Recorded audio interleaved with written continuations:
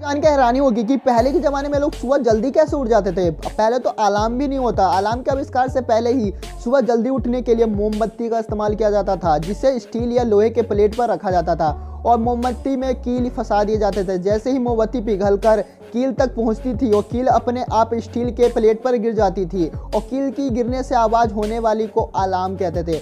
जब कील गिरती थी प्लेट पर तो कील गिरने के बाद आवाज़ होती थी, जिसके कारण आवाज़ होने के कारण लोग उठ जाते थे दोस्तों। इसे ही अलार्म का आविष्कार भी कहा जाता है दोस्तों। अलार्म का आविष्कार इसी से कहा जाता है दोस्तों। ऐसे इंटरेस्टिंग फैक्ट है, हमारे चैनल को सब्सक्राइब कर लेना दोस्तों। कमेंट करना ये अलार्म का आविष्कार कैसा लगा दोस्तों।